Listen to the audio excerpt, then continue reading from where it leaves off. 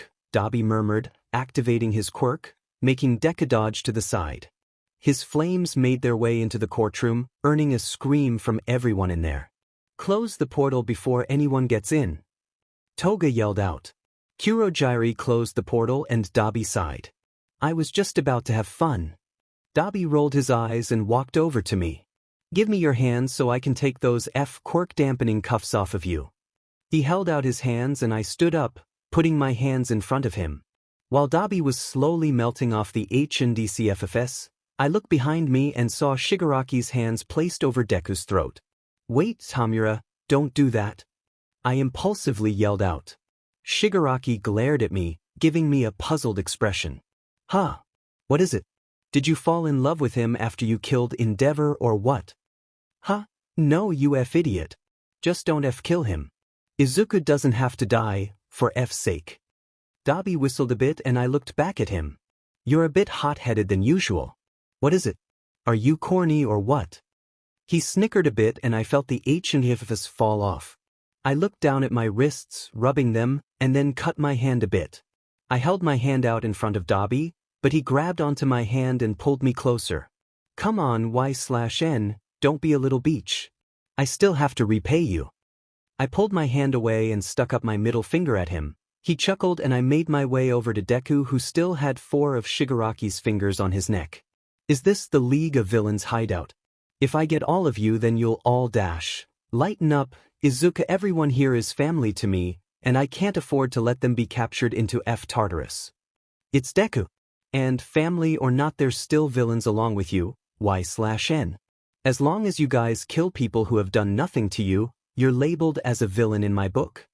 Deku raised his voice, moving slightly closer to me to the point where any more movement could lead to him into perishing. "Nothing. The hero society is corrupted. 85% of the heroes are just doing it for the money and fame. I yelled at him, getting closer to his face. He gritted his teeth and was about to move forward until I pushed him back. I took Shigaraki's wrist and shoved them into his pocket. "I told you to take your hands off of him, didn't I?" I whispered, glaring into his crimson eyes. Shigaraki's eyes widened a bit, and then he snickered. Yeah, protect your lover boy, N/N. But just know that if you get too attached to him and he threatens to sell us out, we'll kill him." His face dropped down to a frown and he started making his way up to his room. Once we all heard the door slam shut, I turned around and went to pick up the broken quirk dampeners. I picked both of them up and walked back over to Deku, whose body was surrounded by green lightning. "Is this supposed to be you threatening us?" I scoffed, crouching down in front of him. "I don't want to hurt you, Y/N. If you guys don't put up a fight, then nothing bad will happen. Do it. The worst that could happen is that we fight and you end up losing, most likely resulting in your death. If you want to take that bet, then do it." Deku just glared at me, maintaining the green lightning bolts around his body. We kept eye contact for a few seconds until I grabbed his wrist, putting on the dampener. "Good boy. I don't want you to die, but everyone here wouldn't mind killing you." I helped him stand up and I started walking towards the door. "Where are you going, Y/N? What if you get caught?" Kurogiri asks. I open the door and look back at him, giving him a slight smile. "To my apartment. I suggest you guys migrating to the other hideout just in case." I closed the door and put a hand up to my eyes to keep myself from getting blinded by the sun. "Oh yeah, sorry, but I have to do this." I look over at Deku and cut his arm a bit with my nail. He flinched a bit and furrowed his eyebrows at me. "What the hell did you do to me?" "I haven't done anything. Don't worry though, this is just a precaution. I have different types of BLD in my house for when you wake up." I hand my hand out and let his BLD come out of his arm. His eyes widened as he looked down at it, but after a while, he started closing them until he fainted forwards. I grabbed onto him and made him lean up against my body. "Plus, that took a lot of BLD out of you." I sighed and found a way to put him over my shoulder. I held my hand over his wound and stopped the bleeding and continued walking to my apartment. "What the F did they even feed you? You're pretty lean, but weigh a ton," I murmured. "Izuku, yeah, 2 bowls of 𝗧𝗵𝗲 please." "What? Of course I want the F drink." Yeah, okay, I'll see you soon." I slowly opened my eyes, touching my head. A dim light was above me and a girl was talking a few feet away from me. "Where am I?" I mumbled out, sitting up on the couch. I heard someone's faint footsteps come up to me and the couch sank. "You're finally awake. It was a pain in the butt, carrying. I dropped you a couple of times, so if your head hurts then it's because of that." I looked up at the girl and squinted my eyes a bit, but then I realized who she was. Y/NU-. Y/NPOV Izuku pushed me down and held my wrists, pinning me down. "Get off of me, you look like you're passing out already. You lost a lot of B." "No, I have to." Before Izuku could finish his sentence, his body gave up, causing him to fall on me. I sighed and sat up, holding his body. "Stop struggling. You lost a lot of FBLD." I dragged him back into the couch and watched as he looked around. I heard someone knock on the door, so I went over to open it. "Hey, here's your takeout. Have a good day." The man's eyes widened behind me.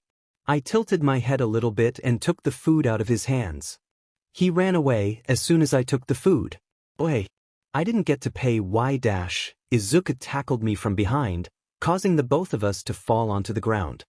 His grip on my wrist was weak and he looked like he was about to pass out any second. "One for all. Full C-." I kicked his stomach, causing him to groan and fall on his side. Any normal person shouldn't have been able to wake up, but I'm guessing since he has been trained for a hero, he most likely build up a tolerance. Either stay on the F ground and obey, or you can keep on struggling, damn it." I scoffed and walked over to the food that was on the ground. I picked up the box and saw that the 𝗧𝗵𝗲 was still intact. The liter of soda was probably all shaken up, but still, it was edible. "What did you get? Is this some type of villain merchandise?" Izuku groaned as he stood up to lean against the wall. I set the 2 bowls of food along with the Coca-Cola in the middle of the dining table. "No, it's just food. I'm not some type of low-life poor villain." I walked over to him and took him by the wrist. He tugged on his arm a little and I sighed. Ease up. You need to wash your hands. You are going to wash your hands before eating, right? I am. But I can wash my hands myself. Izuku retorted, pulling his hand away from mine and making his way over to the kitchen sink. After he washed his hands, I washed mine and we sat down on the kitchen table, diagonal from each other. We stayed in complete silence for a few seconds until I opened up my food first. Just eat, it's not laced with anything. You saw me take it from the 𝗧𝗲𝗍 man. I said, picking up some food with my chopsticks and bringing it to my mouth. I looked up at Izuku and saw his big eyes, widened with amazement. Are you okay? Do you not eat cats? I'm okay. I actually really like 𝗧𝗏. My mother used to always make it for me, Izuku murmured as he opened up his food and started eating. I opened the Coke, pouring it into 2 glasses. Used to. What happened to her? If you don't mind me asking. Like, I would tell a villain you may be acting all nice and everything, but you basically kidnapped me, and not to mention you killed countless people. I drank some of the Coke and took a few more bites of my food until I pushed it to the middle of the table. Villain this, villain that, if you don't want to tell me then that's fine. I got up and made my way to the couch, picking up the blanket to throw it into the washer machine. Oh, and that little slogan that you said earlier when you were about to kill me. One for all. What does that mean? I leaned up against the kitchen wall and waited for his answer. He didn't reply, he just finished eating his food and drinking his soda. It's nothing, just a little catchphrase that I like to say, you know. Izuku got up with the takeout and threw it away. He washed his hands and I made my way over to him. A little slogan.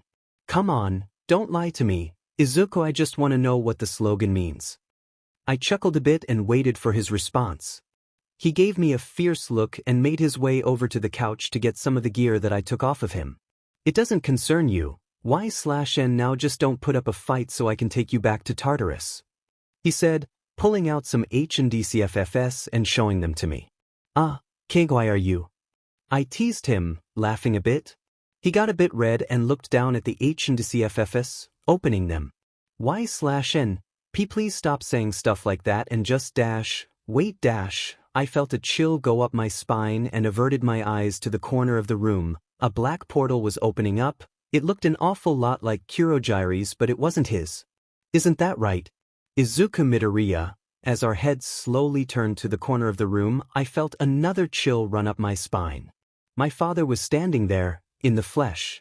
I sneered at him and walked in front of Izuku, cutting my arm, so I could activate my quirk whenever. Don't be so hostile now, 𝗧𝗏. I heard that Kuroji and the others got you out of Tartarus, so why are you with someone who's training to be a hero? You're acting like I want to be with this son of a bitch. He's the reason why I got into Tartarus, but I'll choose anyone over your butt. I scoffed. Why? Izuku muttered out.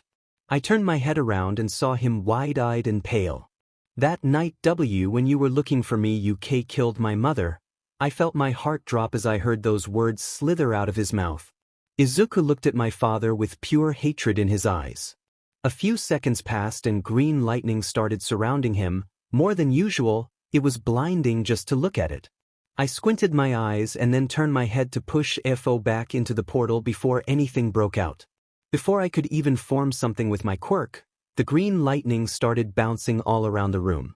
Izuku landed a few hits on him, but most of them were blocked by some quirks that 𝗧𝗏 was using. This is fun. 𝗧𝗏 cackled, waving his hands around, trying to dodge his hits. It's so fun battling against my brother's old 𝗧𝗏. Izuku pinned 𝗧𝗏 to the ground in a millisecond, raising his fist in the air. His teardrops were lightning, disintegrating before they could even touch the ground. My mother was killed by you. The one person who I loved. Izuku projected out in pure sorrow. The green lightning concentrated in his fist, and he was about to land it until 𝗧𝗏 started chuckling to himself. If you want your mother back, then you'll have to keep me alive. That statement made Izuku drop his guard. The green lightning slowly diluted but came back after a few seconds. Before Izuku could hit him, 𝗧𝗏 teleported out of underneath Izuku's grasp and stood by the portal. It's a shame that your lover doesn't like me. This was an interesting visit, though don't disappoint me, my beloved daughter. He went back into the portal and the two of us just stayed quiet in the room. I walked up to Izuku holding out my hand so he could take it, but he slapped it away. That's your father. Your father killed my mother. Izuku started tearing up and then his breath hitched. He started mumbling to himself, things I could barely make out due to how low he was speaking. Oh my god, I ate with the daughter of my mother's murderer. I sighed and walked over to the couch to pick up the remote, just for some background noise. I clicked through the channels, landing on the news. You need to go back. I turned my head and saw Izuku looking down at the floor, wide-eyed. Huh. I answered, clueless onto what he was referring to. Tartarus. You're the daughter of the most dangerous villain of all time and you walk the streets without a care in the world, calling yourself a vigilante. Izuku let out a small chuckle at the end. Act like I'm proud of that. I'm sorry about your mom. I really am. I know how it feels to lose a mother. You don't. Was your mother killed by all for one? Did your mother die trying to protect you? My mother and my mentor died in the hands of your father and I'm standing in front of his daughter like nothing. I kept quiet and just watched as his green eyes pierced through mine. His eyes were filled with grief, sorrow, and hatred. Hatred for me and my father. UA student Deku is still Ms. Excuse me, miss. Sorry. If you're hearing this, please come back. We miss you, Please come back. Some girl on the TV started crying out Izuku's hero name. This caught Izuku's attention and he averted his gaze to the TV. Uraraka, he muttered out, standing up to walk in front of the TV. He put his hand on the screen and watched as she kept on rambling on about his disappearance. I remember her. One night I went out to kill someone and she defended them. She almost caught me, but I had backup. I said, walking towards the couch. She should have. You went out to kill someone and she did what a hero was supposed to do. She saved that person's 𝐤𝐳. Did you know that the person she saved had 2 attempted murders and had 4 counts of battery? I interrupted him, keeping eye contact with the Uraraka girl on the TV. Through my peripheral vision, I saw him look at me and then look back at her. You're wrong. You're just making this up. Do you want me to pull up the file? I offered. I didn't hear a response, so I walked over to the cabinet, pulling out a box of files. Call me a stalker or whatever, but I have files on almost everyone who caught my attention. I explained, opening up the box and scanning through the last names. I pulled out 2 separate files. Robert Dan. And here's your file. Izuku Midoriya, age 18. Attending UA High. Although you were quirkless all of your life, supposedly you were a late bloomer and got your quirk right before you entered UA. I looked over at Izuku, who was slightly sweating. Why are you looking at me like that? How did you even get all of this? I mean, did you hack dash? I wasn't finished. I have a lot more on you, but overall I know that you have a little secret that only you and my father know about. I'm going to go take a shower, look through Robert's file and tell me if your little friend did the right thing. I threw the file at Izuku and started making my way to the bathroom. Izuku POV. It's true on what she was saying. Every single thing about me was on this file. What school I attended in the past, my mother and father's full name, my BLD type. It looked just like a file that the government would have on me. Even Robert's file had almost everything on him. She was still in the shower, so I decided to look through the rest of the files. As I was skipping through the files, I saw that one of them had red tape on them along with more papers than the rest. Mia L/N, age 30, status deceased. I murmured. Quirk is BLD manipulation. She was forced to give birth. Forced to give birth to me. My head shot up quickly and I tried to hide the file. Y/N was standing right in front of me with some water still dripping from her face. Y/N POV. There's no need to hide it now, you've already seen it. I crouched down, taking her picture from the file away. Your mother, right? The video that I saw of her 𝗳𝗍. I looked at him, signaling not to go on about it. As I said before, I'm sorry about your mom. I know it hurts to lose someone that you love. That's one of the reasons why I'm doing this. One day I'm going to kill that son of a bitch I have as a father. He locked eyes with me and then looked down. You're a villain. You think that you're doing the right thing, but you are. Izuku murmured the last part and then stood up. He walked over to the box of files and started looking through all the names of the people who had already died by my hands. I became a hero because I wanted to save people, but you're technically saving people too. just in the future, you could say that I'm 2 steps ahead of you. I snickered a bit and Izuku turned his head over to look at me with his eyebrows furrowed. I just smiled at him and then got up to see what he was doing. Who are you looking 𝗧𝗵𝗲 midoriya? Since you took some personal interest in you should have my mother's file right. Izuku looked over at me as if he was threatening me. I smirked and started rummaging through the files. Here, 𝗏𝗏 He took the file out of my hand and started looking through the papers. I'm guessing he found whatever he needed because he put the file back. Let's go. After this, we're going back to Tartarus. Izuku stated, grabbing my hand and tugging me out of my apartment. You know I can leave whenever I want you won't. He turned his head around to look at me. He stopped walking and just kept eye contact with me for a few seconds. I broke the eye contact by looking off to the side and pulling my hand away. Just go wherever you're going to go.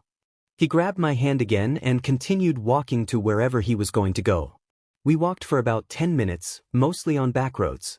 It didn't make any sense. Why are we going through back roads? If you wanted me to go back to Tartarus so bad, then we would have taken the main road where all of the heroes are patrolling at. I explained, pointing out the fact that we were surrounded by trees.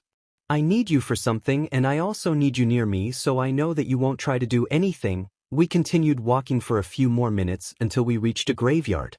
It probably had 10 bodies buried there. It wasn't anything big nor fancy. Where the F are we?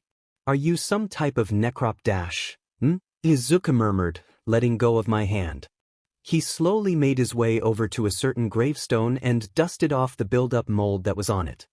He stood up and walked over to where all of the wildflowers were. He picked up the ones that were fully bloomed and made his way back to her grave. He set down them and then sat down in front of her grave. They never told me where her grave was, or I should say that they never told me that they buried her. I sat down next to him and gave him a confused expression. Huh? What the F do you mean? Who's they and why didn't they tell you that your mom was buried? When your father killed my mom, the heroes told me that AFO most likely took her. I didn't believe them since what would he do with a corpse? He wasn't even looking for her, he was looking for me. This is my first time seeing her grave, thanks to your files. I looked at him whenever he was talking and then just looked back at his mother's grave. We sat there in silence just looking at her grave for some time until he started whimpering. I turned my head and saw him fighting back some tears. I was never one to comfort people, that was Toga's job. I looked around the graveyard, trying to distract myself. If I ran away, he would have chased after me and I would have ruined the moment of him and his mom. If I said something, then he would have played the whole hardcore hero act. Damn it, stop holding back your tears and just cry. If I saw my mother's grave, I would have been bawling my eyes out, and it's clear to me that you're holding back your tears, I said, pulling his arm until he fell on my lap. I'm not crying, let's just this is your mother, for F's sake just mourn her. I looked down at him with my eyebrows furrowed. His eyes widened a bit and then he turned away from me, looking at his mother's grave. I could feel his warm tears flow down my thigh. He wasn't whimpering or anything, but he was crying a lot. I don't blame him. If this really is the first time he's seen her grave, he must be devastated right now. Not to mention the fact that he's fighting back his urge to full-on sob because someone who he's supposed to capture is trying to comfort him. I rubbed his back, in hopes of trying to comfort him. I'm guessing something worked, since after 10 minutes the tears stopped rolling down my thigh. It's getting late. If you want to bring me to Tartarus, then I stopped talking as soon as his arm fell limp from where he was keeping it at. I looked at his face and saw him sleeping. No wonder the tears stopped. The temperature is dropping. I let out an aggravated sigh and took off the sweater I had on, putting it over his body. I guess we're sleeping here tonight. Izuku slept for longer than I expected. He slept on my thighs for about 4 hours and then it started raining. I should just let you get soaked, I said to myself, looking down at him. Whenever the water droplets would fall onto his forehead, he would turn in his sleep and I held his body closer to me, so he wouldn't fall off my lap. I put my hands over his face, so the rain wouldn't get on him, but then it started picking up. I sighed and looked up at the sky, sticking my middle finger up at it. I grabbed a random piece of mulch on the ground and made a slit in my arm. I waited until a good amount of BLD was out and then I made a little umbrella to cover the two of us. Aren't you going to be anemic for a while because of this? I looked down and saw Izuku staring at his mother's grave. He was just looking straight at her grave with his heavy eyes. Were you awake this whole 𝗧𝗏? Yes, now answer my question, why/n? Aren't you going to be anemic for a while because of this? He asked again, sitting up and looking straight at me. He took one of his fingers and touched the umbrella. How much BLD did you use to make this? It's a really cool quirk, but it has to have some serious drawbacks, Izuku said. His voice sounded so dull and unenergetic, but then again he's always been so serious to me. Toga told me about him before. She always described him as this little ball of energy who was so determined. That was around 3 years ago though, so I'm not surprised that he changed. I don't know exactly, probably 2 gallons. While I'm using the quirk I don't pass out though, and I'm using the endurance quirk though, so I should be 𝗧𝗏. Let's go. I'll take you back home. Izuku got up and held his hand out to me. I took it and he grabbed my wrist, leading me out of the cemetery. The rain got heavier for a while and then it completely stopped out of nowhere. Izuku looked around and smiled a bit. You can take it down. It stopped raining. He pointed to the BLD-made umbrella and I took it down, watching as the BLD fell onto the ground. We just walked for a while on the back road. It was around this time that my head started getting heavy and I saw little stars everywhere. I shifted my eyes too. Are you okay? You're leaning towards the left, Izuku asked, gripping onto my wrist tighter. I turned my head towards him and just saw pitch black. I'm pretty sure I passed out because I felt my eyes roll back and my body falling. I don't know how many hours passed, but when I woke up someone with listening to 80s music and cooking. The song was Careless Whisper, a classic song to cook to. Whoever was singing was really getting into it since I heard them scream out the "I'm never gonna dance again, the way I danced with you" part of the song. I sat up, looking around the room. It was a rather cozy apartment. The TV was right in front of me, and when I turned over to look at the kitchen, I saw the green-haired boy cooking and singing shirtless. I got up from the couch and made my way over to the kitchen. You know, your back muscles look amazing. Izuku turned around quickly, dropping his spatula in the process. He bent down to get it, but then slipped on some oil that fell to the kitchen floor. Alexa, stop. Izuku murmured out as he stood back up again. The music stopped and he sighed as he walked over to the sink to throw in the spatula. You're not supposed to be awake. I called over one of my friends who is a healer to heal your wounds, and she said that you should be out for 10 hours. That was 2 hours ago. He explained, walking towards the dryer to pull out a shirt. Healer? Which one? Is she a pro hero? I asked, looking over at what he made. Recovery girl. I told her to just keep it in between us that I have you. She probably doesn't even remember. She has Alzheimer's. Recovery girl. Holy titty, I love her. Remember that one time when she saved 4 pro heroes from the brink of death? I exclaimed.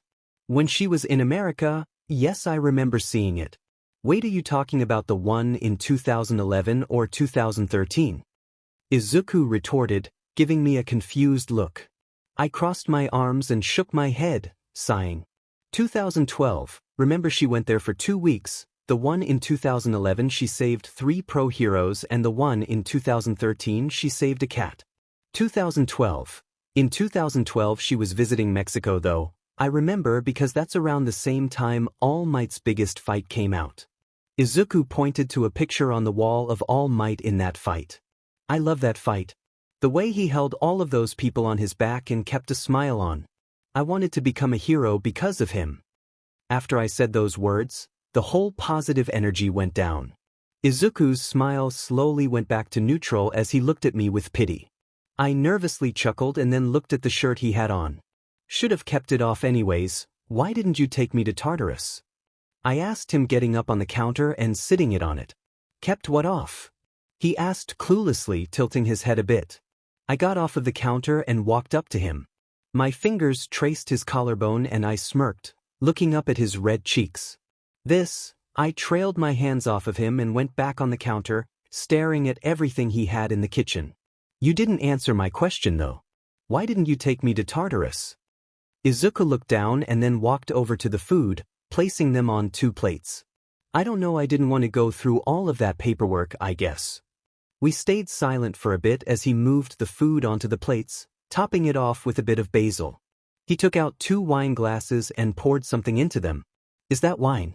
Aren't you a hero and all about the government and such tea like that?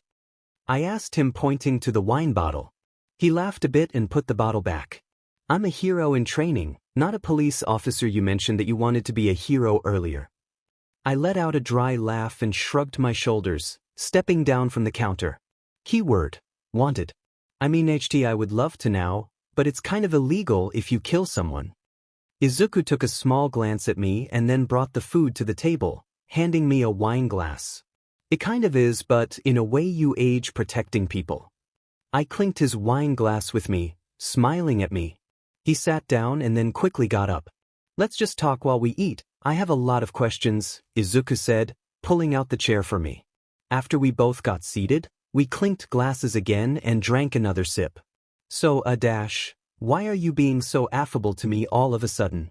Yesterday you were saying that you were going to take me back to Tartarus after we went somewhere, which was the cemetery. Izuku put his wine glass back down on the table and started cutting his steak, eating one piece in the process. I don't know. Change of heart. People change, 𝗧/in, he said, waving his fork around while he talking to me. He kept on eating as if nothing happened. So 24 hours ago you wanted to take me back to Tartarus so I could live the rest of my life there, and now we're eating steak together while drinking wine. This seems more like something you would do to someone you like rather than someone who you want locked up. Izuku started choking once I mentioned the last part. He got up and poured himself some water, wiping the excess off of his mouth. I don't like you. I'm just trying to be a good person since you went with me to my mother's grave. His voice started breaking up towards the end. Izuku sighed and walked back towards the table, looking down at his food. You could have left whenever you wanted to. Hell, you could have even been disrespectful whenever I was crying or sleeping, but instead, you wasted 2 gallons of your BLD to make a umbrella for me. He looked up from his food and saw me just gazing at him. I looked down at my food and started cutting a piece of my steak, popping it into my mouth. You're flustered right now. It's cute when you get like that. His eyes widened as another, much darker, coat of red covered his cheeks. No, don't say that. I'm trying to thank you. I smiled and put my arm on the table, pointing my knife at him. Is this the real Izuku Midoriya? The one I used to watch on TV? He tilted his head a bit out of confusion. TV. You used to watch the UA interviews. Izuku's whole mood changed after I mentioned that. The same smile that I used to see on TV came back. It would be a lie if I said that I didn't like seeing the serious, cold side of him, but this side was definitely comforting. Well, Toga and I did. After those few times you guys fought, she became obsessed with watching the interviews. We used to watch them late at night. Her favorites were the compilations of your shirt coming off. They have those. Yes, they have really good shots of them too. 𝗧𝗓. Anyways, yeah, I did watch the UA interviews. I also watched your first, second, and third year sports festival. It was amazing whenever you and Bakugo fought in your second year. The way you hit him with that surprise attack. I exclaimed and started mimicking with my hands how it happened. I love that fight. After the fight though, Kaken started yelling at me since it was a draw due to how long we took. Izuku put a hand behind his neck and started nervously laughing. That day we spent 6 hours talking. It was just 2 18-year-olds talking about heroes, their favorite villain fights, and talking about our quirks. Aren't you anemic? I lose a lot of BLD when I'm fighting, but most of the time it's just 1 liter, and if I lose any more I would probably pass out. Izuku exclaimed, waving his pen around since he was taking notes of my quirk. Technically yes, if I didn't have this quirk. My limit is around 2 gallons of BLD and then I pass out, but you used to always break your bones. For the first sports festival you attended, you broke all of your fingers twice and then your arm too. Izuku started laughing and then held his hand out, clenching it into a fist and then letting it go. I've broken my arms so many times that I just decided stick to kicks. Sometimes I use my arms, but that's only when I know that I'm not going to break them. I reached out for his hand and put it into mine. He flinched a little bit, but then slowly relaxed. My index finger traced every single scar on his right arm, starting from the scars in his hand all the way to the keloid scar on his arm that he mostly covered. Izuku, your scars are --Deku. I halted and turned my head to the door. Someone was banging on it, yelling out his hero name. He quickly pulled back his arm and grabbed the nearest blanket that he had, putting it over my head and body. Deku, I know you're in there. I heard you laughing. Please just open the door. You've been missing for a few days. I want to know if you're okay. The person outside started yelling out, followed by a few more knocks. I'll be right there. I'm just a bit busy. Izuku yelled out, pushing me onto the couch. He leaned towards my face and put a finger by his lips, indicating me to be quiet. Don't make any noise, I'll tell her to leave soon. He whispered and then started making his way towards the door. I stayed there with the blanket over my body, just waiting for whoever that was to leave. 𝐒𝐻𝐢𝐳𝐻. Izuku opened the door and started laughing nervously. 𝗲𝗏𝗧𝗔𝗍, I muttered out. You're okay? I saw what happened. Did the LOV hurt you? Did you get the butcher? How did they let you out? And why are you red? 𝗲𝗏𝗧𝗏 kept on asking all of these questions. The butcher? Oh, you mean Y/N.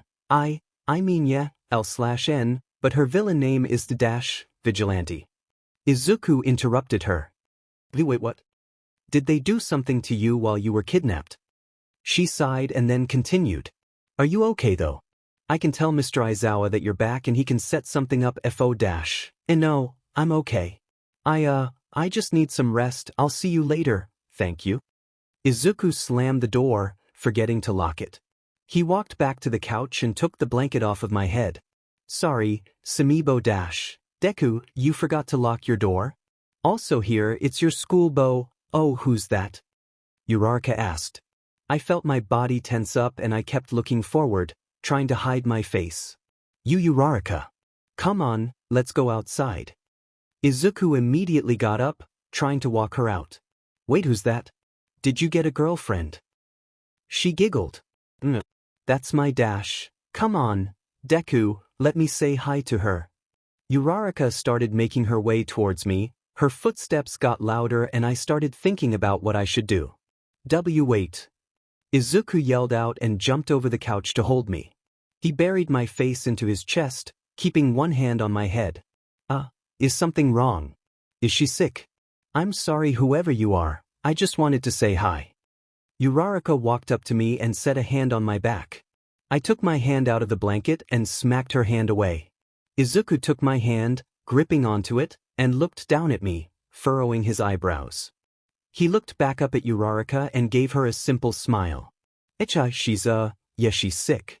She was just about to fall asleep right now, so that's why I'm sorry. Well, bye Dad.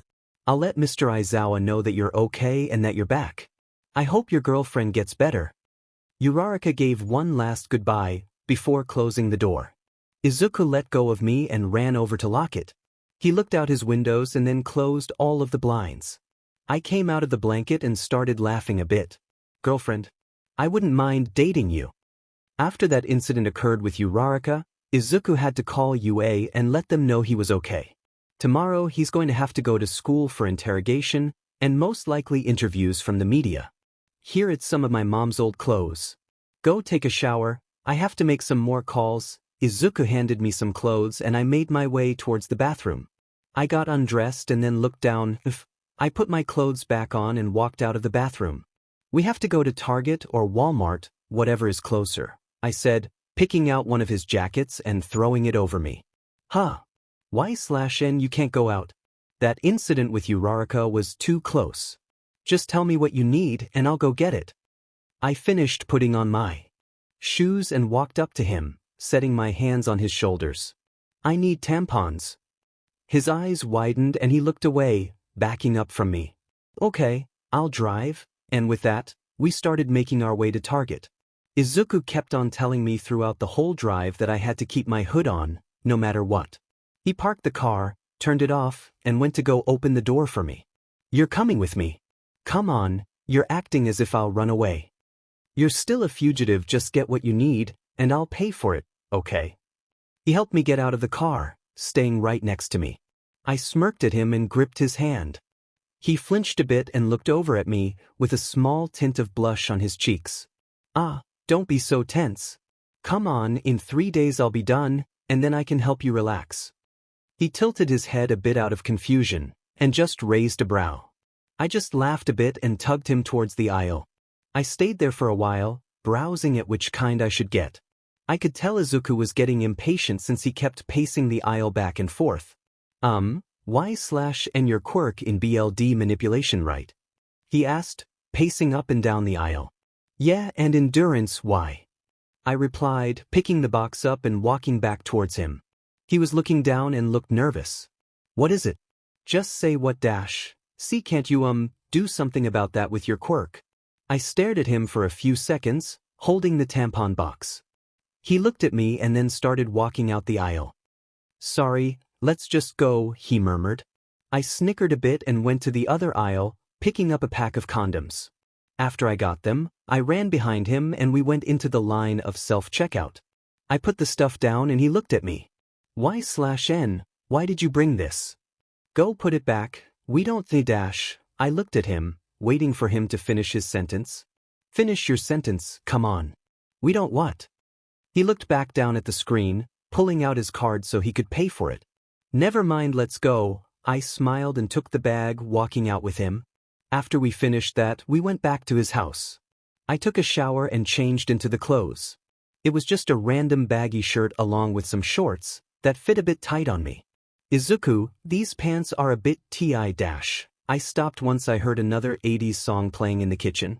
The smell roaming around the house was amazing. This man definitely knew how to cook. He was humming Call Me by Blondie. I took a peek at the kitchen and saw him making some spaghetti and frying some chicken at the same time. I walked into the kitchen, wrapping my arms around his waist and peeking through his side. You look so cute cooking. You could be my potential husband. Izuku flinched and looked behind him, pulling the pan away from him. 𝗧𝗵𝗲, get off of me, you're going to get burned. He blurted out, trying to shake me off of him. I got off of him and got onto the counter, crossing my legs. He took a small glance at my legs and then averted his gaze back to the frying pan. Those clothes are a bit revealing, he nervously chuckled, setting the food onto some plates. I got off of the counter and then turned around. It's a shirt and some shorts. Anyways, is there anything on my butt? He kept his gaze forward and then slowly turned it to me, quickly looking away. No, nothing, he whispered, turning off the stove and moving the plates to the table. Izuku took 2 wine glasses, pouring some wine into them, and then pulling out the chair so I could sit down. Here also, about tomorrow you're going to have to stay here, and then a week from now I'm graduating. After I graduate, I'll make sure that you get a new identity, and then you'll move to America or somewhere. I twirled the spaghetti around my fork, putting some in my mouth, savoring the taste. Not just the taste, but realizing that he made this for me. He's been looking after me for the past days and hasn't brought me into Tartarus yet. Plus, yeah, okay, I'm going to get going. Stay here, don't open the doors or windows. There's food in the fridge and call me if anything. Izuku handed me a note that had all of those rules and more on them. I took it and chuckled slightly. You're treating me like I'm a kid. I glanced down at his uniform and sighed. For F's sake, do you always walk out of the house with your tie like this? You're supposed to be a hero and you can't even tie your tie, I mumbled, undoing his tie, and doing it the proper way. Once I was finished, I fixed the collar on his shirt and patted his chest. There, now you look well, you always look good. Now go, I'll stay home and watch the interviews on the TV. Izuku smiled at me and opened the door, closing it on his way out. I locked it and made my way to the couch, falling onto it. I started clicking through the channels until I landed on the news. They were a ton of news reporters and other people at the school. Then again, he is one of the top heroes in training at UA and a part of the Big Three. You're watching the interviews without me. I thought that was our thing. I turned my head and saw Toga leaning up against the couch, along with Dabi, Shigaraki, and Kurojiri for the portal. Why are you guys her dash? We should be asking you that. 𝗧𝗵𝗲.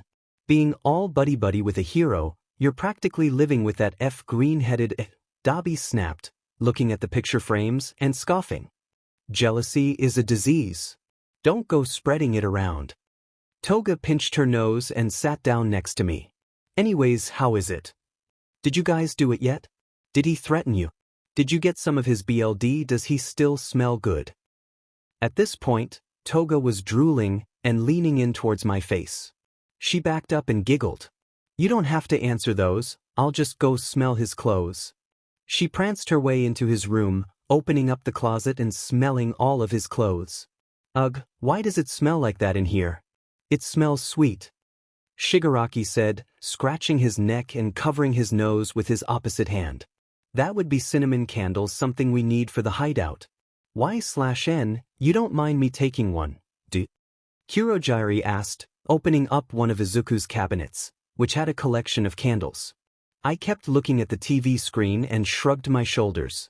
Go for it. It's not my house. Toga was sniffing Izuku's clothes, Shigaraki was gagging over the smell of cinnamon, 𝗬𝗲𝗵𝗺 was looking at my thighs, and Kurogyari was picking out which candles he wanted to take. It felt like a normal day at the hideout, just this time it was in a hero's house. It's starting. Shigaraki put on some popcorn. I exclaimed, turning up the volume on the TV. How do I make popcorn? 𝗬𝗵𝗺, come and heat it up, that's why you have a fire quirk. Shigaraki threw the bag of popcorn and a bowl towards us.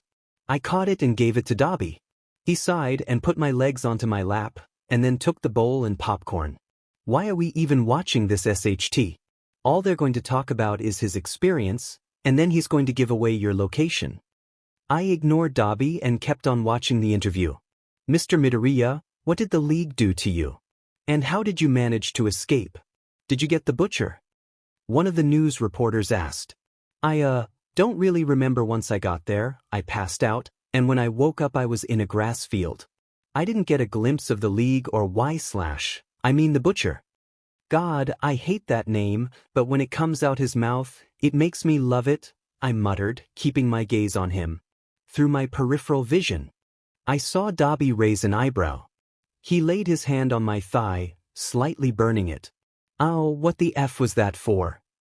Sorry, just trying to burn away the germs for that little itchy head, 𝗬𝗵𝗺 stated, rubbing my thigh, and then looking back at the TV. Put that aside, didn't he just lie right now? He saved you a trip to Tartarus. Kurogyari chimed in from the kitchen. Kurogyari is right. Izuku just said that he has no memory of you. It's a bit romantic if you ask me. Toga exclaimed, sniffing one of his shirts. We kept watching for an hour until they put aside the whole kidnapping thing. They took a small break and then came back. Okay, this'll be the last question. So, Mr. Midoriya, there has been a picture going around of you and a girl in the store. Due to the stuff that you two were buying, people have speculated that you two are in a relationship. What's your take on this? 𝗬𝗵𝗺, who was drinking some water, started choking on it and looked over at me. Toga came out of the room, taking the remote away from me to turn it up. 𝗧/N is F around with heroes now. As long as you're happy and getting money, then I don't see a problem. Shigaraki sighed and laid down on the couch next to me. Yeah, what Tamura said. 𝗧/N and Izuku would be so cute together. Now everybody shut up and let me listen to this. Toga sat down on the floor in front of me. Picture. Can we please refrain from this question? I don't think I'm comfortable sharing my private life with 𝗧𝗪. Okay, then tell us, if do you have a significant other or not? There has been another picture going around of you and the girl with the same hoodie on leaving your apartment that same day. At that point, one of the staff members came up to Izuku and whispered something in his ear. He gave a little wave to the media and started walking backstage. The whole room was silent. 𝗬𝗵𝗺 was probably boiling with jealousy inside. Toga had a big smile on her face. Shigaraki was unbothered, and Kurogyari was still browsing through the candles while listening. And that concludes the interview. Izuku Midoriya is now going to go through interrogation, and we'll see him after he's done. Stay tuned. That's it. That was boring. Come on, Kurogyari, I want to go play Mario Kart with Twice. Oh yeah, he couldn't come because he's on a date with his sugar mommy. Shigaraki told me, walking up to Kurogyari. Yeah, he got $200 just from sending her a voice message of him whimpering. Anyways, come back to the league soon. Toga kissed me on the cheek and then started walking towards the portal that Kurojirai made. Dabi walked right past me without saying a word. Before he went into the portal, he turned his head around to look at me. "I'll always be better." After he said that, he went into the portal. Kurojirai laughed a bit and waved. "Thank you for the candles, though they're not even yours. Come by the hideout soon, 𝗧𝗵𝗲. Kurojirai gave his last goodbye and closed the portal. I sat back down on the couch but then heard someone busting right through the door. I turned around and saw Izuku, out of breath. His hair was even messier than usual, and he had sweat dripping down from his face. His cheeks were also red. "Izuku, you're back already. You were just on T-. I ran away. I got nervous." He panted. He went down on his knees, still panting for air, until he passed out. "Sht, how do I f up rice?" I murmured to myself, looking at the burnt rice. "You probably didn't put enough water, or the heat was too high." I turned my head and saw Izuku sitting up on the couch, holding his head. I walked over to him and laid him back down. "You passed out once you came back. Just lay down. I'm trying to make you something, but I think we're going to have to eat ramen." I walked back over to the kitchen, pulling out 2 ramen packets. I poured the hot water over them and made my way back to Izuku, placing the cups in front of us. I tried making some rice, but I kind of forgot I would either buy takeout, or Kurojirai would make food for 𝐵-. Izuku started giggling mid-sentence, pulling the ramen cup closer to him. "It's okay, 𝗧𝗵𝗲. Thank you for this. I really like having you around, even though you're a fugitive." I started laughing and then smiled at him. We talked for a while about his interrogation. All he said was that he didn't remember anything. Why was he protecting me? Who knows? Time skip 6 days. Eating dinner. Izuku had just finished making us some katsudon, and he put it on the table, pulling out the chair for me. "I'm going to have to go to the school to pick up my uniform for graduation, so after we eat, I'll leave, okay? Do you need anything? About that, so I was thinking, what if I came to your graduation?" I proposed, giving him a big grin. He set his chopsticks down and looked at me. "You're a fugitive. What if they find you? You'll be put back into Tartarus. The ceremony will only be a few hours. You'll be fine." I looked at my food and then up at him. "I just really wanted to go see you graduate, since we've grown close, haven't we?" Izuku tensed up and then started laughing nervously. "And no, we have grown closer. I just, fine. I'll make a few calls and see what I can do." I smiled and got up from the chair, making my way over to him to hug him. "Izuku POV. Thank you, Izuku. Don't worry, you won't even know I'm there." 𝗧𝗵𝗲 exclaimed, jumping onto me and hugging me. I felt my cheeks heat up and tried backing away due to the embarrassment. I turned my head and saw a big smile on her face. I never realized how appealing she was until now. One hand had her fingers running through my hair, the other one was gripping my neck. I laid one hand on her back, the other on her thigh. Her scent made me feel crazy. I just wanted to stay there for hours. 𝗧𝗵𝗲 POV. Izuku's grip on me tightened, his hand gripping onto my thigh while the other was on my lower back. I pulled back my face from his shoulder, looking right into his eyes. His face was flushed with a light pink, nothing too dramatic, it was subtle. We stared into each other's eyes for a few seconds, slowly leaning in. For a few seconds, we just stayed there, centimeters from each other's faces. I teased him a bit, leaning in and leaning out. "You're so fun to tease," I murmured, finally leaning in and exchanging a nice, passionate kiss with him.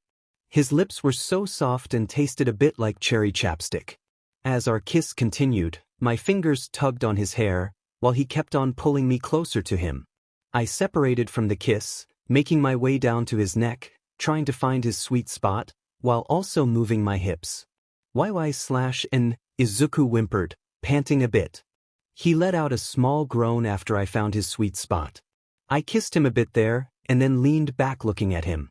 I got off of his lap, grabbing his hand, and making our way to his room.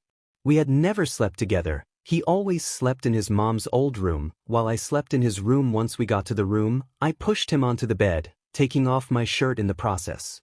Izuku quickly looked away, resulting in his ears turning a deep red. "Are you embarrassed? Never seen a girl shirtless before?" I asked, crawling on top of him and grabbing his face so he could look at me. And no, it's all a bit new to me, Izuku muttered out, keeping eye contact with me.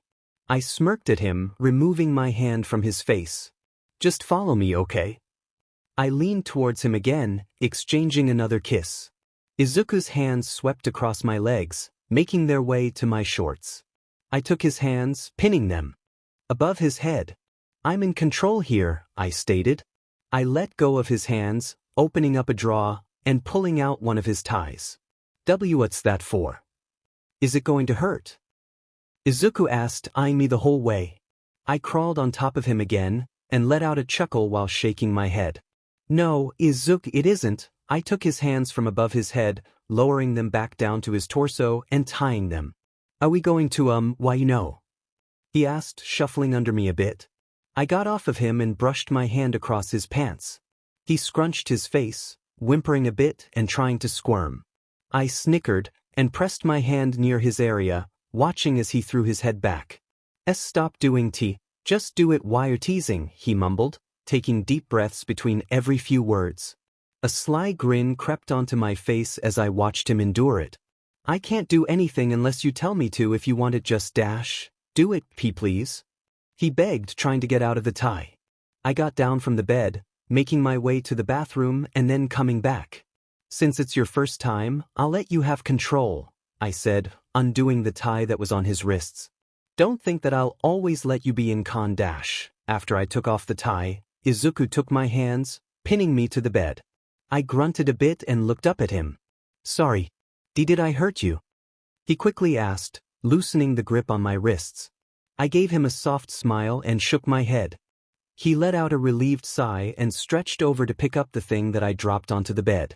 He looked at it, gulped, and then looked back at me, slowly taking off my shorts. Oh, right. Can I ? Izuku put his fingers on the lining of my panties, looking at me. I nodded and he looked back down at them, slowly taking them off. Wow, you look appealing like this, and not that you don't always look appealing. I was just . I pulled him by the collar towards my face, kissing him. We separated after a few seconds, just staring at each other. You're so cute, I mumbled, pecking his lips once more. He backed away from me, taking off his shirt and grabbing my hips. He pulled down his pants, opening the condom as well. He slipped it on and looked at me. If it hurts, please tell me. I gave him one last nod before he began.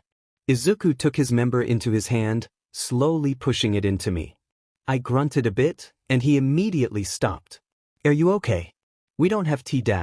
No, just keeping G going, I whispered. Izuku pushed himself more into me, letting out a small groan. Though it did kind of hurt, he was way more gentle than 𝗬𝗲. After a few seconds, he picked up the pace, gripping onto my hips, thrusting himself deeper and deeper every time. Demon, this feels really good. Izuku groaned, moving his hands away from my hips. He locked hands with me, leaning in towards my face. His thrust just kept on getting deeper and deeper. Soon enough, I felt that familiar chill run up my spine that I loved. Keep doing it right there, I am out, gripping his hand tighter. He picked up his pace, making the orgasm feel twice as nice. I threw my head back, arching my back while out his name. Izuku let go of one of my hands, putting them under my back. He kissed in between my chest, still keeping the same pace. I felt my second orgasm coming as he kept on picking up the pace. Soon enough I came for a second time while he finished. He thrusted in a few more times before fully pulling out. Izuku, I mumbled out, my breath was shaky. Izuku wiped off the sweat from his forehead and leaned down to kiss my forehead. Plus, I'll go turn on the shower for you, stay there. I don't really remember much from what happened yesterday. After we did it, I immediately fell asleep and I heard him leave the house, probably to go get his graduation name. 𝗧/N. I groaned, rolling on the bed but stopping as soon as I felt my legs a bit sore. I slowly opened my eyes and saw Izuku sitting up on the bed, shirtless next to me. It's 7 a.m. and the ceremony starts at 9. If you want to come, then get up and change. I remembered my friend Kaminari has a friend who's a villain. I told him about our situation, and he said that's going. Izuku explained, getting up from the bed and walking towards the bathroom. I grinned, and then stood up, enduring the aching. You got room for one more. I snickered, teasing him. He walked out of the bathroom, pulling me in, and closing the door. Time skip, 45 minutes, 𝗧𝗏𝗵𝗲, are you ready? You've been getting ready for 30 minutes. Izuku yelled out from outside, leaning up against the car in his graduation clothes. Wait, I'm putting on my shoes. I yelled out, putting on the last heel. I picked up my phone and started walking out the door. Izuku eyed me the whole way, in awestruck. You look appealing, B, but this is too much, you'll stand out. I thought you were going to keep it on the low. I did a little spin and then smirked. It's your graduation, and there's some cute girls over there. I know about the pink girl and the one with the creation quirk. I sighed in relief, just thinking about them. Izuku sighed and went over to my side of the car to open up the door for me. I got in and watched as he went to his side. He started the car and laid a hand on my thigh. I was wearing a tight black skirt, a white buttoned-up shirt, some black mid-thighs, and heels. If I was going to go somewhere, I might as well look good. Once we got there, Izuku started looking for his friend Kaminari. Hey midoriya. Over here. A boy with blonde hair and a black lightning bolt streak called out. Izuku and I made our way towards him, and he guided us to where the crowd would sit at. You're that Vigilante. I've seen pictures of you on the news, but I never knew you were this hot in person. Midoriya, you had a hot babe at your house this whole time. Kaminari held my hand, spinning me around so he could get a 360. He bit his lip and looked at me in awe. Izuku put a hand on my waist, pulling me towards him. Come on, the ceremony is going to start soon, where's your friend? Kaminari looked at him and smiled. All right. Come on, I think he said that he knows 𝐿/N. He lead us through the back doors until we got to the seats. Booba. Booba. Kaminari walked up to him, motioning to me. This is 𝐿/N. Didn't you say that you knew her or some dash, twice? You're friends with a hero. How and yeah how? I asked, walking up to Twice. Twice chuckled and put his head behind his neck. Well, when I was looking for a sugar mama, I ran into Kaminari. We didn't know anything about each other, so we got close, but then he said he had to go patrol. We're still friends though. Kaminari went up to Twice, giving him a one-sided hug. Don't worry, midoriya, I'll make sure that your girlfriend doesn't get caught. I what? Your girlfriend? And no, she's just a friend who's living with me. Izuku sputtered out, trying to change the subject. Kaminari snickered and made his way to Izuku. Come on, everyone else may not see it, but she's having a problem walking, and it's not because of the heels. Kaminari pointed to my thigh, slightly gripping them. I flinched a bit, and he smiled again. See? Soreness. You don't have to tell me the details, it's our secret. Izuku hid his face with his hands, and then an announcement came on saying that all third years had to make their way backstage. That's our cue. Come on, midoriya. Say bye to your girlfriend. Kaminari teased, pulling him by his wrist. Izuku gave me a little wave with his opposite hand, and then Twice. And I sat down. You look really nice, 𝗧/N, Twice complimented. I smiled at him and then rose a brow. How are you not saying other SHT? You don't have your costume on. Oh. Kaminari electrocuted me a bit. It hurts a bit at first, but the effect lasts for an hour. I can talk without saying anything else that I don't mean. Twice exclaimed. I gave him a soft smile and then turned my head to look at the rest of the crowd. Ton of people were there, families from all of these heroes. Is that 𝗬𝗏𝗵𝗲? Twice whispered yelled, pointing his finger at someone who had an awful disguise. I squinted my eyes a bit and saw his signature burn marks on his face. Holy it is, don't say anything. You over there with the beanie. Come over here. Twice yelled out, arting the attention of everyone around us.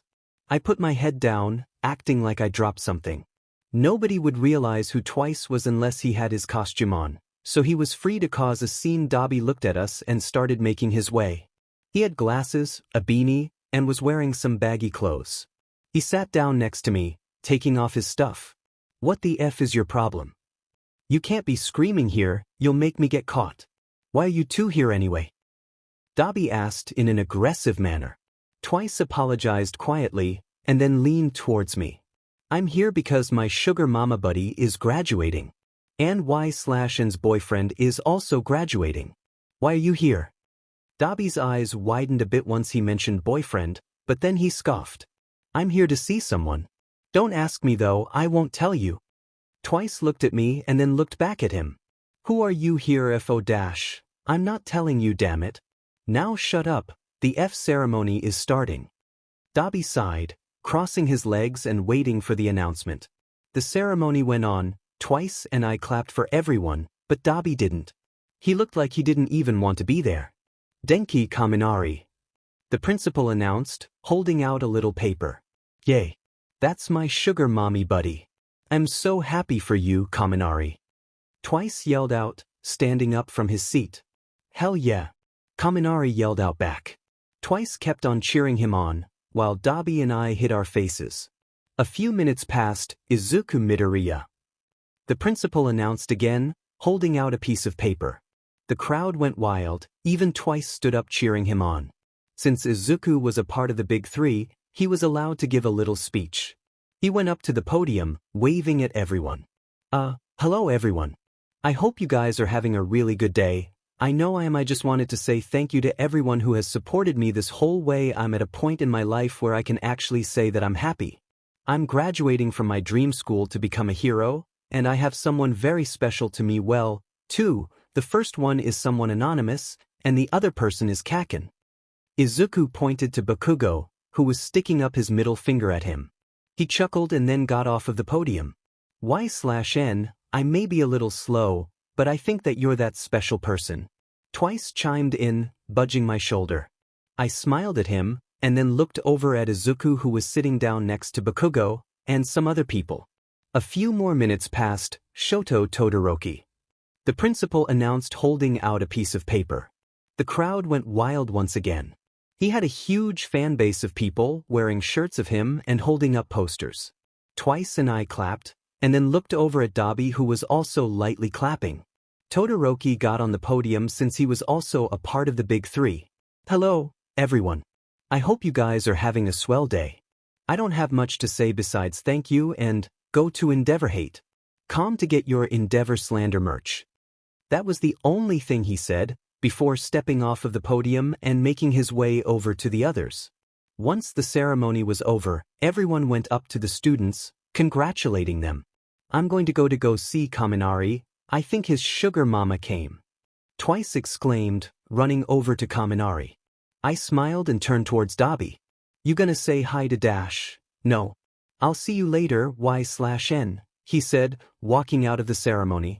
I watched as he jumped over a fence, making his way out. Izuku called out from behind me. I turned around and hugged him, burying my face into his neck. Deku. Is this your girlfriend? Izuku put his hand on my head, turned around, still holding me. Uraraka, Ashido, and 𝐒𝐬𝐢𝐧𝐻. What are you guys doing here? Shouldn't you be with your families? Once I heard Ashido and 𝐒𝐬𝐢𝐧𝐻, I tried to get out of his grip, but he tightened it. Well, they're all talking, so we came over to you. I know your mom and All Might would have been proud, but we're glad that you found someone special to you. Yeah. Now come on, let's see your girlfriend. I bet she's a cutie. And look at those legs, oh my god. I felt someone crouch down and start hugging my legs. I tried to see who it was, but Izuku leaned towards my ear. Just stay still, okay? He whispered so none of them could hear. Midoriya, just let us see her, you're acting like she's an outsider or something. Yeah. What Yamamoto said. Izuku started nervously laughing and backing up. She's a bit shy, and I don't want anyone seeing her. Bonjour, classmates. What's the tea? Aoyama. Midoriya won't let us see his girlfriend. Come on, you hold him while we get her. Ooh, his lady friend, that's so romantic. I'm in, come on Midoriya. Someone started tickling Izuku, causing him to start giggling and loosening his grip on me. I wanted to see those girls so badly in person, but at the same time, I didn't want to get caught. After a while of Izuku laughing, he let go of me accidentally, and the girls pulled me towards them. My head was down, and the girls were squealing. Okay, come on, lift your head up, cutie. I looked down for a while, slowly raising my head. Their facial expressions went from a happy, exciting expression to a confused, concerned face. Surprise. I nervously chuckled. Surprise. Ashido, Yaoyorozu, and Uraraka's faces all turned pale. They stepped back a few steps, still in shock. It's you but you midoriya, Uraraka muttered out, looking over at Izuku, who was also shocked. He ran over to me, helping me stand up and tightly embracing me. Don't tell anyone, please. She hasn't hurt anyone, she's been with me at all times. Uraraka ran over to us, trying to tug him away. Do you know what she's done? She murdered people, Deku. Don't you want to be the #1 hero? Your girlfriend is a villain. Izuku pushed her off of him and moved back. I do want to be the #1 hero. She's not my girlfriend, she's special to me. You guys might not understand it now, but she's not a villain. Yaoyorozu came up to Izuku, holding out her hand. He stepped back, gripping me tighter and glaring at her. Don't come closer, I don't want you guys to hurt her. She hasn't done anything. Midoriya, calm down, we're not going to hurt her. Just go. We won't say anything. Yaoyorozu gave Izuku a soft smile, moving out of the way, so Izuku could go to the car. He was hesitant at first, but then slowly made his way out, tugging me behind him. Once we made it to the car, he immediately turned it on and started driving home. Izuku, I can leave. I'll find somewhere where we can both stay at. I just need a few hours.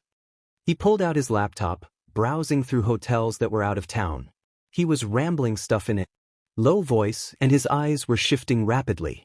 I can't use my account, they'll track us. I'll be right back, I'm going to take out money. Izuku took off his graduation clothes, throwing on a random white shirt, and started walking out of the house. The door slammed, leaving the scent of his cologne lingering around the room. I sighed and sat down on the couch, turning on the news. They were broadcasting the ceremony still. Yaoyorozu either told everyone not to say anything, or she's going to do it later. I got my phone, opening up the call log, and pressing on Kurogiri's contact. Y/N. Is everything okay? You never call me. He answered, a bit confused. Hey, can I stay with you guys for a few days? Something happened, I need to change my apartment to somewhere outside of the city. Yes, that's okay. I'll warp over to you in a few minutes, let me get your room ready. Kurogiri said, hanging up the call. I put my phone down and went over to Izuku's closet, packing his clothes in a book bag. A few minutes passed, and I heard the door open and close again. Izuku came in, panting for air, and sweaty. I got all of my money withdrawn. Come on, let's go, he panted, walking over to me. He was trudging his feet, probably due to the heat exhaustion he was experiencing. He tripped, and I caught him, helping him stand up. We'll leave in a few days for now, we'll somewhere that I know we'll be safe at. A few more minutes passed, and Kurogiri warped through. You ready? Let's go, I have some chicken in the oven. Wait, Izuku is almost done changing. He took a quick shower because he ran out to withdraw money. I explained, swinging Izuku's book bag over my shoulder. Deku. I don't mind him staying with us, but that might cause some controversy in the league. Kurogiri sighed, crossing his arms. After Izuku finished changing, he walked out, asking me why Kurogiri was there.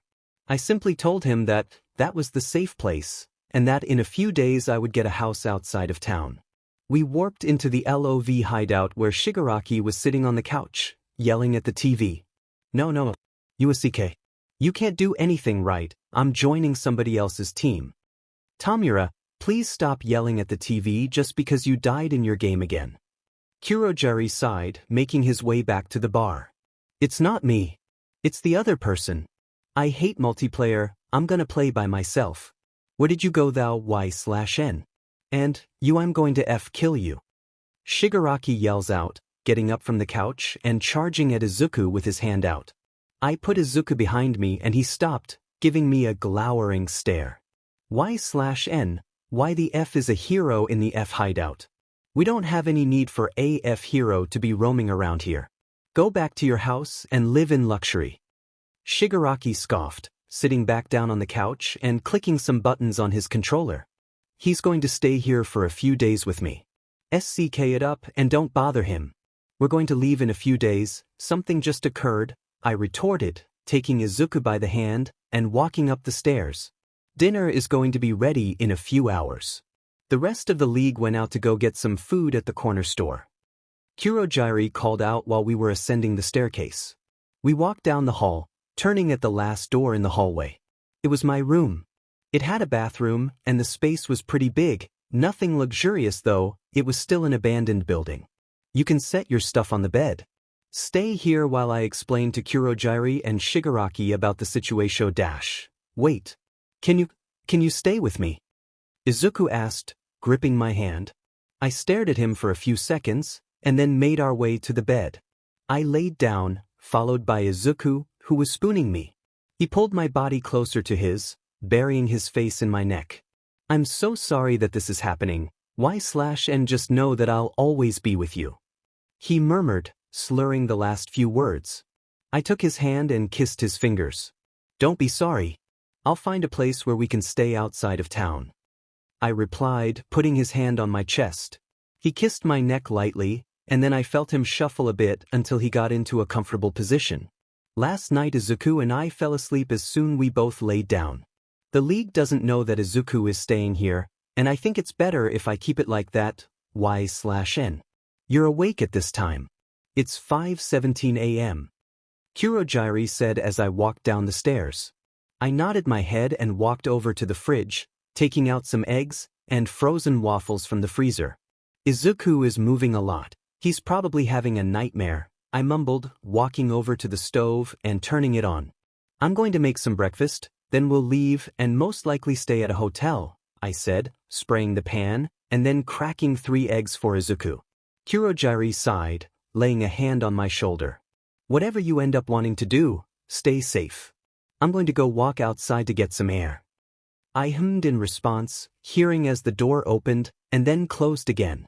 The eggs were ready to flip, so I walked over to the cabinet, bending down to get the spatula. This is a nice view. I got the spatula and stood back up again. 𝗬𝗵𝗃, good morning to you too. He sighed, walking closer to me and leaning up against the counter. Who's we and why are you guys going to stay at a hotel? He asked, looking at me while I flipped the eggs and put the waffles in the toaster. Somebody, and we're going to stay at a hotel because I don't know, I just want to. I dryly replied, trying to cut the conversation short. 𝗧𝗏, I love you, but I really do hate when you lie. I moved the eggs to the plate, followed by the waffles and some syrup. I don't know what you're talking about now. If you excuse me, I'm going to go eat this. I walked past him, but then felt his hands wrap around my waist and his head laying on my shoulder. Stop lying to me, 𝗧𝗏, he whispered into my ear, pulling me closer. I don't have time for your 𝗧𝗏.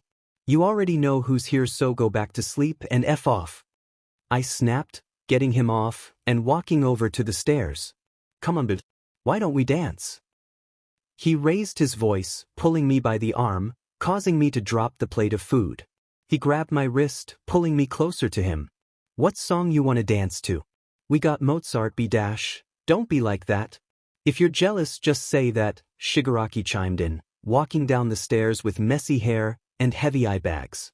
𝗬𝗏𝗃 scoffed and let go of me. Always trying to be a hero when it comes to 𝗧𝗏 and the league, you do know you're a villain, right?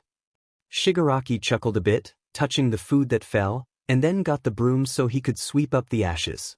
I'm just looking out for her. Someone has to. You're 𝗵𝗃𝗃 who only uses her for section. I use her. No, I love her though. You wouldn't know anything about that, right?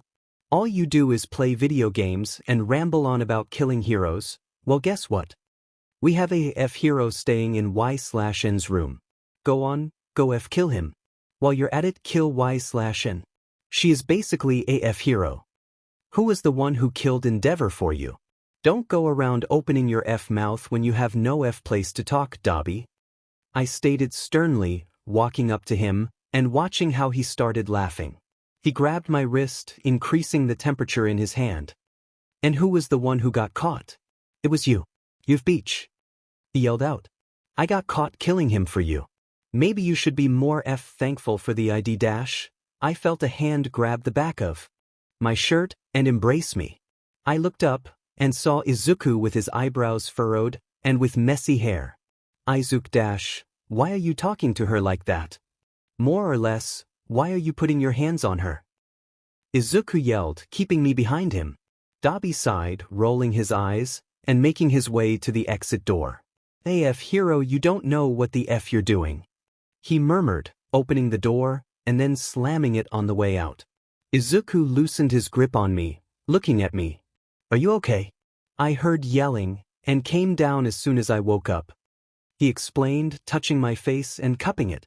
I stared at him for a few seconds and pushed myself up against his chest, wrapping my hands around him. Yeah, I'm good, he wrapped his arms around me, kissing my forehead. So, do you still want those waffles? Shigaraki chimed in, pointing to the 2 waffles that he inserted into the toaster. We didn't respond, so he took them and a bottle of water. You guys should probably leave now before he comes back. I'm going to go back to my Minecraft server. Izuku and I stayed there in the middle of the room, just hugging each other. I've dealt with 𝗬𝗲 yelling for years, but then again Izuku is a hero. We separated from the hug after a few minutes and went upstairs to gather our things. I would propose that we could stay a few more nights, but it would just be HRD on Izuku and the rest of the league. So where are we going to go next? We can't exactly go to my apartment or yours. Izuku chuckled a bit at the end, trying to ease up the tension. I thought about it for a while. If we went to a hotel, then it would risk our chances of getting caught. If we went to one of our apartments, we would also get caught. I sighed and then started chuckling to myself out of stress. This is going to kill my body, I murmured, rubbing my temples. I stopped, took Izuku's hand, and started walking south. Where are we going? He asked, going to my side. Ever built a house before? Izuku and I spent the whole day building a house, if you want to call it that. I thought you said you knew how to build a house, he exclaimed, getting under the little shelter we made with sticks. I never said that. I just said if you ever built a house before, because I know I haven't. I sighed, sitting next to him. It was already dark outside, the temperature was dropping, and we were 4 miles away from the closest grocery store. The only thing we had were backpacks that contained clothes, blankets, and some snacks. We started a fire so the bugs would keep a distance, though it could have been better. Izuku and I sat there in silence for a bit, and then he started giggling. The giggling turned into laughter, and at one point he was panting for air. What's wrong? Is something funny? He kept on laughing and then stood up, grabbing my hand. I just find it a bit funny that we're in the middle of nowhere acting like we're homeless. Come on, let's go look at the stars for a while because I think it's going to be cloudy later. He pulled me up, dragging me to a certain part of the forest. Izuku, it's cold, shouldn't we get our blah dash? It's just going to be for a few minutes. 𝗧𝗏𝗏. Look, the stars are so bright, and you can see the F craters on the moon. Izuku exclaimed, looking up at the stars. He looked back down, brushing some leaves out of the way and then laying down. He patted the spot next to him, so I laid down, looking up at the stars. They're really bright out here, I murmured, gazing at them. Izuku turned to me, smiling. I knew he was staring at me, but I didn't look back. The stars were just so mesmerizing. 𝗧𝗏𝗏. Izuku sat up, taking one glance at me and then looked back at the moon. The moon is appealing, isn't it? I looked at him and then looked back at the moon and stars. Yeah, it is. He stayed quiet for a bit and then stood up, holding out his hand for me to get it. Then, are you crying? Are you okay? Looking at the stars for a while dries out your 𝐒𝐩𝐢𝐴𝐵𝐵𝐵. He touched his eyes, wiping away the tears and chuckling. Yeah, I probably stared at the moon for too long. Let's get back though, it's getting late. I took his hand, and we started walking back to our little shelter. We got under it and just stared at the fire. Even though it lit up, it was still cold. SHT, if the fire doesn't get bigger, then we'll die of hypothermia. I murmured, my teeth slightly chattering together. Izuku took off his blanket, putting it over my shoulders, and then moved closer to me. Take it back, you'll get sick. I'm fine, 𝗧𝗏𝗏. I'm naturally warm. He exclaimed, smiling at me. I stared at him for a few seconds and then leaned my head up against his shoulder. We stared at the fire for a few minutes until our eyes got dried. It felt so nice just to be with someone. At this point, we were basically running away from everyone. It wasn't ideal, but I couldn't choose a better person to do it with. So what are you going to do? I mean, with the whole hero? I asked, taking my head off of his shoulder and looking at him. I don't know, if I go back into the city then they'll look for you and then 𝐬𝗧𝗔𝗊 will be bad for the both of us.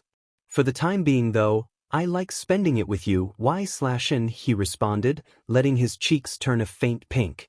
I looked down at my hands and smiled. Yeah, I like spending time with you too, Izuku. We should make a promise. If for some reason we can't go back to the city, we'll build a real house out here in the woods and live off of here. I mean, it would be so cool, don't you think? I looked at Izuku, just staring into his eyes and laughing. We'll live together.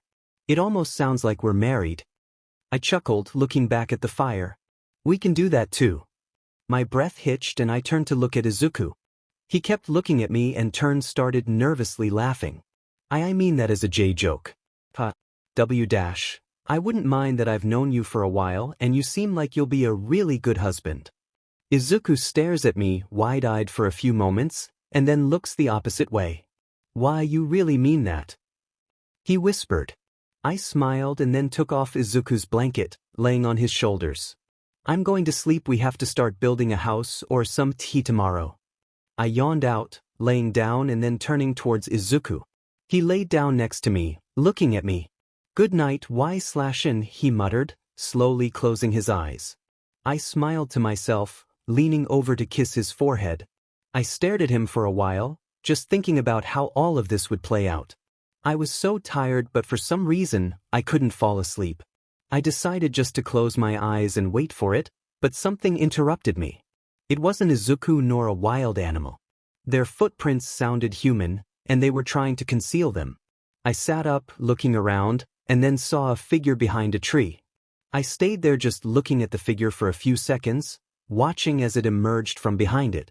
Plus, looks like you caught me, my beloved daughter. Looks like you caught me, my beloved daughter. I already knew who it was by the voice. He walked closer to me and I stood up, maintaining eye contact. You don't look happy to see him. What the F do you want? I asked him, standing up and glaring at him. He smiled, turning his head a bit. The hero kid. Am I finally going to get a grandchild? Hopefully, they're more useful than you. I stayed silent, sitting back down near Izuku and pushing back some of his bangs. Why are you here? Aren't you supposed to be rotting away in your room? Murmured, looking over at him. He chuckled a bit, crossing his arms. Hostile, just like your mother. Shut the foo. Don't be so loud. You wouldn't want your precious hero to die now, would you?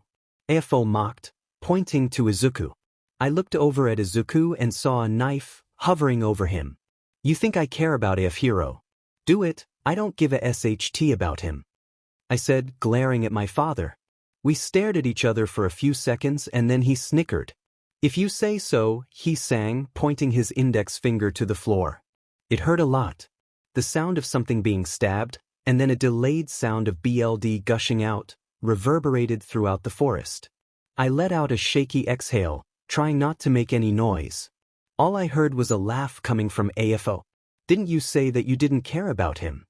He snickered, holding out his hand in a limp position. But no, that was a lie. Look at you. Pathetic, you let your hand get stabbed, just so this worthless piece of 𝗧𝗏 could live. I took my opposite hand, reaching for the knife, and pulling it out of my hand. I dropped it next to me, and then stared down at Izuku, clenching my teeth. Poor little 𝗧𝗏, always wanting to be a hero. Maybe in your next life, you'll be more useful, he said, turning around and walking back into a portal. After he was gone, I laid down next to Izuku, holding my wrist. The knife went straight through the palm of my hand. But, if I was any slower, it would have impaled him. Despite the fact that my hand was dripping blood, it was an appealing night. I turned my head to face Izuku, who was still sleeping as if nothing happened. I stared at him for God knows how long. It was enough for him to wake up. 𝗧𝗏, what time is it? Why are you awake? Izuku asked, rubbing his eyes. I don't know, just go to sleep, it's still dark outside, I replied, smiling at him. He stopped rubbing his eyes, standing up and stretching. You're still awake though. I'll walk around and when I get back if you're still not asleep, then we'll just fall asleep together. I slowly nodded, watching as he walked away, probably going to go look at the moon. I looked down at my hand that was in my pocket and grunted a bit. The knife was behind me, and it seems like he didn't notice anything. How'd it come to this? If you told me a year ago that I would be running away from everyone with a hero, and sleeping in the middle of the forest, I would have laughed. On top of that, I've developed an emotional connection to him. 𝗧𝗵𝗲 come here. Izuku yelled out from somewhere. I stood up quickly, running over to wherever he was. What is it? Are you okay? You didn't get hurt, 𝗓𝗏. I'm sorry I startled you, but look, there's a house here. It has lights and everything. How didn't we see it earlier? He kept on rambling about how grand the house was. He took my free hand, tugging it, and walking into the house. Oh wait, 𝗧𝗵𝗲. Does anyone live here? If you do, then I'm sorry. If someone lived here, I think they would have a car or something parked outside. Everything looks new in here, I murmured, walking towards the kitchen, and opening up the cabinets that were filled with plates and cups. They even have a big flat-screen TV in the living room. I'll go get out bags so we can spend the night here, okay? He exclaimed before running out of the house. I kept looking around the kitchen and saw a note left by the windowsill. Put this gift to use. I can easily take it away. I crunched the paper a bit, but then shoved it in my pocket. Where's the first aid kit? For 10 minutes, I disinfected my wound, wrapping bandages over it. 𝗧𝗏𝗏. I'm back, sorry I had to put out the fire. Izuku yelled out, closing the door on his way in.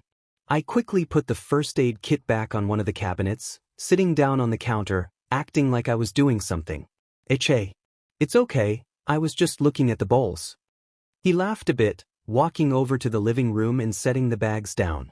Let's go take a shower and then we'll lay down, okay? I got off the counter, smiling at him and nodding my head. While Izuku was still showering, I was looking around the house since I finished taking mine. It had 4 bedrooms, 4 baths, a backyard with a fence, a garage with just a motorcycle, and then food came along with the house. I was starting to rethink if this was an actual person's house, rather than something my father created. I walked back towards the 𝗵𝗃 room where Izuku and I were staying, opening the door. The house is big, it can fit a whole family, I said, laying down on the bed and trying to find the remote. This would be a nice place to settle, you know?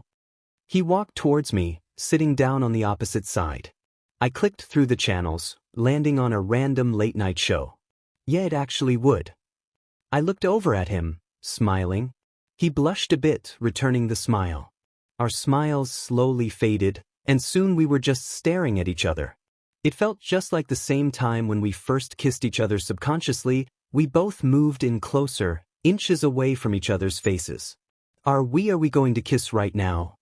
Izuku murmured, switching glances between my lips and eyes. Yeah, I think we are.